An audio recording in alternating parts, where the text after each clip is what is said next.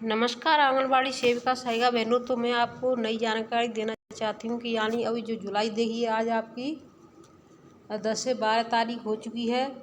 आज यानी 11-12 तारीख हो चुकी है, आपको जानकारी होगी। अब मैं आपको बताना चाहती हूँ कि 22 तारीख बहुत नज़दीक है। 22 तारीख से लोकसभा में यानी पहला जो बजट प्रधानमंत्री जी का पास होने जा रहा है, पेश होगा। उसमें हम बहनों को क्या क्या मिलेगा, और हमारी आंगनबाड़ी बहनों ने शुरुआत भी कर दी है जिससे कि हम बहनों को कुछ मिल सके। तो इसी तरीके से सभी ज़िलों से यही सभी जिलाध्यक्ष करें तो बहुत जल्दी सरकार की आंखें खुल जाएंगी। अब देखिए इन्होंने क्या किया है, वो वीडियो भी हम आपको डालेंगे। और इन्होंने कौन कौन सी यानी स्वयं जाकर के वित्त मंत्री निर्मला सीतारमण जी से बात की और उन्हें ज्ञापन सौंपा। तो देखिए मैं सबसे पहले इसमें बताना चाहूँगी आपको, ये कहाँ की है। महिला आंगनबाड़ी कर्मचारी संघ उत्तर प्रदेश प्रदेश राष्ट्रीय अध्यक्ष माननीय गिरीश पांडे की अध्यक्षता में है।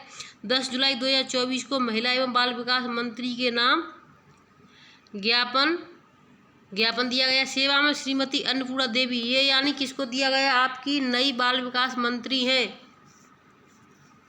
केंद्रीय मंत्री और बाल विकास मंत्री। पहले आपकी बाल विकास मंत्री कौन थी, स्मृति ईरानी, तो अब वो हार चुकी हैं तो वो हट गई हैं। अब आपकी नई बाल विकास मंत्री, इनका नाम आप ध्यान से सीख लें, कहीं आपसे कोई अचानक भी पूछ ले तो जानकारी होनी चाहिए। श्रीमती अन्नपूर्णा देवी, माननीय महिला एवं बाल विकास मंत्री, भारत सरकार, नई दिल्ली। विषय आंगनबाड़ियों को मजदूरी और कर्मचारियों और सहायिकाओं को वैधानिक लाभ लेने संबंधित।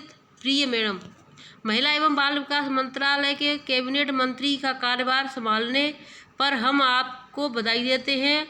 हमारे देश में राजनीतिक, सामाजिक और आर्थिक भेदभाव के मुद्दों के अलावा महिलाओं और बच्चों के कुपोषण के उच्च स्तर के कारण यह एक चुनौतीपूर्ण जिम्मेदारी बन गई है। NFHS 6 आंकड़े के अनुसार हमारे 5 साल से कम उम्र के 1/3 से अधिक बच्चे बौने, कमज़ोर, कम वजन वाले हैं। महिलाओं के एनीमिया का स्तर 57% किशोर लड़कियों में 59.1%, गर्भवती महिला में 52.2% और 6 साल से कम उम्र के बच्चों में 67.1% है। हमारे देश में हर साल औसतन 6 साल से कम उम्र के बच्चे 9 लाख बच्चों की मौत हो जाती है। मंत्री होने के नाते आप अच्छी तरह से जानते ही हैं कि महिलाओं, बच्चों और किशोरों के बीच कुपोषण के इस गंभीर मुद्दे को केवल एकीकृत बाल विकास सेवा एवं ICDS योजना द्वारा संबोधित किया जाता है, जिसे सक्षम आंगनबाड़ी और पोषण 2.0 का नाम दिया गया है। इसके अलावा यह योजना देश में लगभग 8 करोड़ बच्चों के समग्र विकास यानी प्रारंभिक बचपन की देखभाल और शिक्षा ECCE का ख्याल रखती हैं। विश्व भूख सूचकांक में हमारी स्थिति दुनिया की तीसरी अर्थव्यवस्था बनने की कोशिश कर रहे हैं। हमारे जैसे देश के लिए शर्मनाक है, यह बहुत चिंता का विषय है कि पिछली NDA और NDA सेकंड सरकारों ने एक प्रमुख कार्यक्रम पर पर्याप्त ध्यान नहीं दिया था, जो दुनिया में अपनी तरह का सबसे बड़ा कार्यक्रम है। यहाँ तक कि SNP के लिए बढ़े हुए आवंटन और आंगनबाड़ी कार्यकर्ताओं और सहायिकाओं के वेतन में बढ़ोतरी और सरकार द्वारा घोषित भवनों में पुनर्निर्माण के लिए जरूरी आवश्यकताएं भी पिछले बजट में पूरी नहीं हो गई।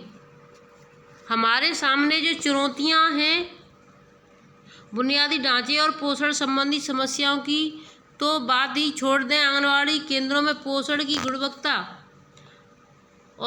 और भी भिन्न हो गई और एक स्थानों पर आपूर्ति महीनों तक नहीं पहुंचती है। बिना किसी मोबाइल या डाटा शुल्क के पोषण ट्रैकर के नाम पर डिजिटलीकरण लागू करने से केवल काम का बोझ, जेब खर्च और श्रमिकों का तनाव बढ़ा है। पोषण पर नज़र रखने के बजाय और ICDS कार्यों के बोझ तले दबी आंगनबाड़ी कार्यकर्ताओं पर निगरानी रखी जा रही है। NEP 2020 को उन सभी राज्यों में जबरदस्ती लागू किया गया है जहां प्री स्कूल शिक्षा को स्कूलों में स्थानांतरित कर दिया गया है, जिससे 3 से 6 वर्ष के बच्चे आंगनबाड़ियों को छोड़कर स्कूलों में LKG, UKG, नर्सरी में शामिल हो रहे हैं और अधिकांश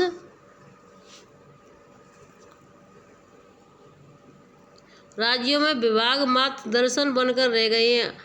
आधार और mobile linking, take home ration, नकद हस्तांतरण आदि जैसे मापकों के अलावा ICDS को केंद्रीय रसोई के माध्यम से निजीकरण, निजी पार्टियों, आंगनबाड़ियों को गोद लेने और वेदांतों जैसे कोऑपरेटिव्स भी भागीदारी के मुद्दे का सामना करना पड़ता है।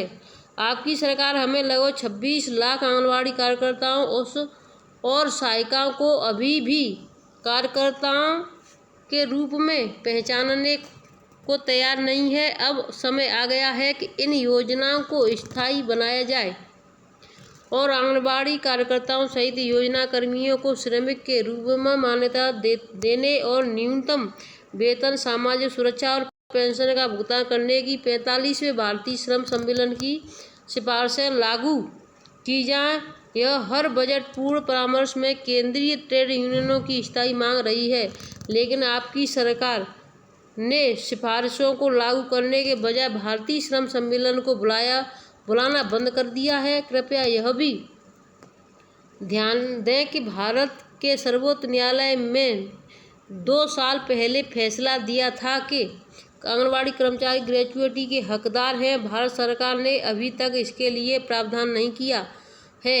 इन परिस्थितियों में हम आंगनबाड़ी कार्यकर्ता और सहायिका all India federation of anganwadi workers and helpers के बैनर तले आज 10 जुलाई 2024 को देशव्यापी मांग दिवस के माध्यम से आपसे अनुरोध करती हैं कि हमारे लंबे समय से लंबित मुद्दों का समाधान करें और बजट आवंटन में बढ़ोतरी सुनिश्चित करें। हमारी मांगें: पहली मांग है, आगामी बजट में ICDS के लिए बजट आवंटन बढ़ाया जाए। यानी आपका जो बजट पेश होने वाला है, मैं आपको यही बता रही हूँ कि बजट होगा 23 तारीख 22 से शुरू और 12 अगस्त तक चलेगा। 22 से शुरू होकर के 22 जुलाई से शुरू होगा, 12 अगस्त तक चलेगा। तो इसमें आंगनबाड़ी बहनों के लिए मांग रखी गई है। दूसरा है, पूर्ण बुनियादी ढांचे और अच्छी गुणवत्ता वाले भोजन के साथ ICDS को मजबूत किया जाए। तीसरी है, आंगनबाड़ियों में प्रारंभिक बचपन देखभाल और शिक्षा ECC स्कूल पूर्व शिक्षा घटक को मजबूतीकरण किया जाए। ECCE प्री स्कूल औपचारिक शिक्षा प्रणाली का हिस्सा नहीं होना चाहिए। ECC का अधिकार आंगनबाड़ी केंद्रों को नोडल एजेंसियों के रूप में अधिनियमित किया जाए।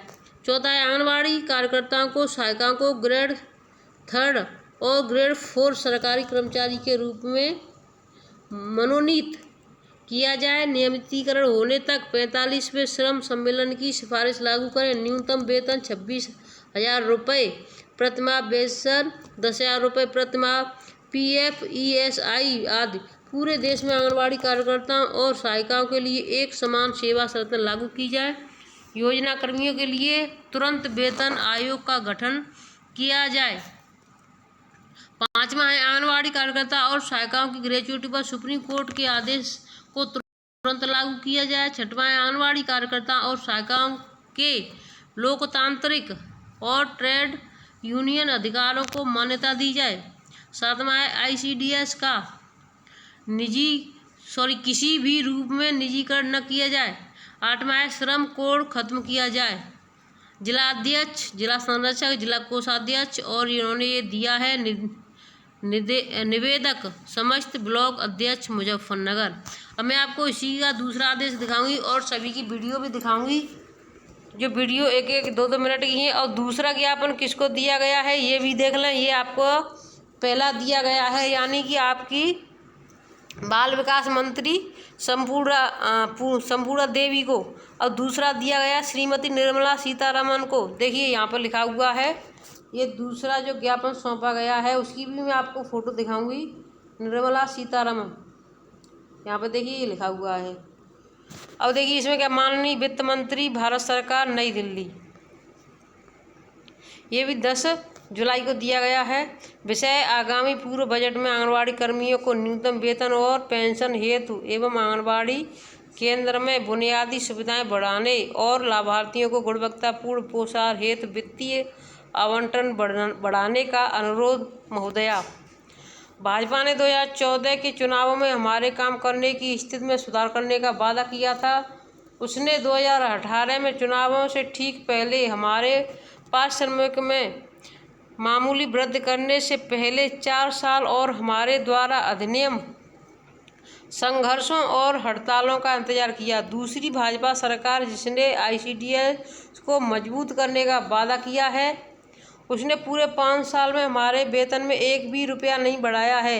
यहाँ तक कि आंगनबाड़ी कार्यकर्ताओं और सहायिकाओं को 2022 में ग्रेच्युटी देने की सुप्रीम कोर्ट के आदेश को भी सरकार ने लागू नहीं किया है, जिसके लिए हमारी यूनियन ने लड़ाई लड़ी और जीत हासिल की। इसने ICDS को मजबूत करने पर पोषण मिशन, पोषण वाटिका, पोषण भी पढ़ाई भी, सक्षम आंगनबाड़ी आदि जैसे कई प्रचार नारे, योजनाएं और भाषण दिए, लेकिन बढ़ाने के बजाय कोविड महामारी के दौरान भी बजट आवंटन में भारी कटौती की गई। मजदूर विरोधी श्रम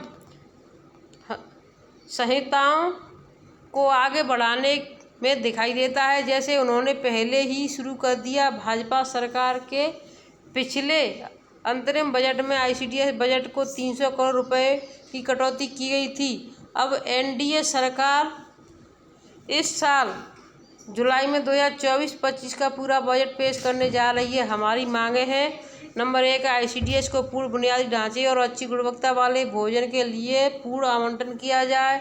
नंबर 2, आंगनबाड़ी कार्यकर्ता सहायिका को थर्ड, यानी इसमें जो दिया गया था वही इसमें नीचे दिया गया है। तो देखिए बहनों, अब यानी आपका मानदेय बढ़ना जरूरी है। मानदेय न दे करके सरकार हमें राज्य कर्मचारी का दर्जा दे दे, और जब तक राज्य कर्मचारी का दर्जा नहीं देती हैं तब तक मानदेय यानी 26,000 हो जाए, तब भी हम आंगनबाड़ी बहनों का परिवार अच्छे से चल सकेगा। अब मैं आपको देखिए इनकी वीडियो दिखाने जा रही हूँ, और जो यानी कि यहाँ पर देखिए इन्होंने यहाँ पर भारी संख्या में भीड़ पहुँची है। इनकी जो लाइव वीडियो वो भी मैं आपको दिखाऊंगी, उसको भी आप देखना क्या क्या बहनों ने कहा है। अब मैं आपको दूसरे जो आदेश है उसके पास ले चलती हूँ, तो लास्ट तक सही बहनें बनी रहें। वीडियो तो थोड़ा लंबा हो गया है बहनों, लेकिन जब कोई जानकारी की चीज़ें हो तो वीडियो लंबा भले ही हो जाए, लेकिन जानकारी पूरी लेनी चाहिए। ये देखिए पेपर की कटिंग भी मैं आपको दिखा देती हूँ। पेपर की कटिंग है, यहाँ पर सभी बहनें बैठी हुई हैं और ज्ञापन दिया है, उसको फोटो को भी मैं आपको दिखाऊंगी। तो बहनों देखिए यहाँ पर यानी मुख्य सेविकाओं की और उनकी मीटिंग हुई थी। यहाँ पर देखिए जिला अधिकारी के सामने मीटिंग हुई है।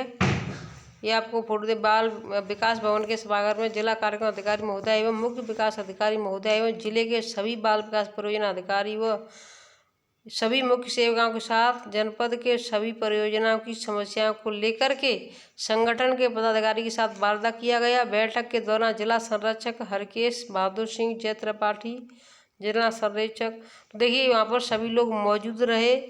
अब मैं आपको वो आदेश दिखाना चाहूँगी। तो देखो बहनों, ये मैंने आपको दिखा दिया था 11 जुलाई का, यानी गोंडा वाला। अब मैं आपको दिखा देती हूँ निदेशालय वाला। देखिए निदेशालय से आया है, समस्त जिला कार्यक्रम अधिकारी प्रभारी उत्तर प्रदेश। विषय, मार्च जुलाई 2024 में प्रस्तावित यानी ये दस्तक अभियान और संचारी अभियान नियंत्रण जो चल रहा है उसके लिए है। 3/7 को इस निर्देश के साथ संलग्न कर प्रेषित किया जा रहा है कि कृपया उक्त पत्र के संबंध में अपने स्तर से प्रत्येक बिंदु पर कड़ाई से अनुपालन किया जाए, यानी कि अपने अपने जिलों में और अपने अपने यहाँ पर इनको आशा और आंगनबाड़ियों को निर्देशित करें, जिससे कि काम पूरा किया जाए। देखिए ये भी वही है, ये निकला हुआ है अशोक कुमार तिवारी, संयुक्त सचिव उत्तर प्रदेश। ये भी समस्त जिलों के लिए निकला था, ये 3 जुलाई को निकला है। इसमें क्या है, ये भी संचारी रोग और दिमागी बुखार पर प्रभावी नियंत्रण का कार्यक्रम करने के लिए निकला है। तो इसमें सभी यानी अपना एक चीज़ और मैं आपको बताना चाहूँगी, संचारी रोग और इसमें जो दस्तक अभियान चल रहा है उसमें आंगनवाड़ी और आशा के एक साथ जाएं तो अच्छा रहेगा, क्योंकि 1 जुलाई से 31 जुलाई तक ये चल रहा है, समस्त जिलों में चल रहा है। क्योंकि जो गृह भ्रमण किया है उसमें आंगनवाड़ी अगर कुछ दूसरा गृह भ्रमण दिखाती है और आशा दूसरा गृह भ्रमण दिखाती है, दिक्कत हो जाएगी। दोनों का मिलान किया जा रहा है, क्योंकि इसका भी आदेश आ चुका है कि दोनों का मिलान किया जाएगा, कौन किस घर में गए, इसलिए दोनों एक साथ ही जाएं तो अच्छा रहेगा। और एक फॉर्म भी मिला है जिसको भर करके देना है। अब बहनों मैं आपको एक दूसरा आदेश जो दिखाने जा रही हूँ, उसको भी आदेश कई लगे हुए हैं, ये तो वही वाला है, लेकिन उस आदेश को मैं सुबह की वीडियो में डालूंगी। सुबह की वीडियो का इंतजार करना। तब तक के लिए धन्यवाद। खुश रहें, स्वस्थ रहें, सुरक्षित रहें, वीडियो को समय से देखें। मैं फिर से कहना चाहती हूँ, जिन भाई बहनों ने अभी तक वो वीडियो नहीं देखी है, जो ऑनलाइन मीटिंग हुई थी 8, 9, 10, 11 को, तो वो जा कर के हमारे चैनल पर डाल दिए हैं। 3 से 4 वीडियो डाल दिए हैं, 10 मिनट की, कोई 7 मिनट की, तो जा कर के सुन लें। उसमें आवाज़ थोड़ी कम है तो अपना नीट लगा करके सुन लें। धन्यवाद।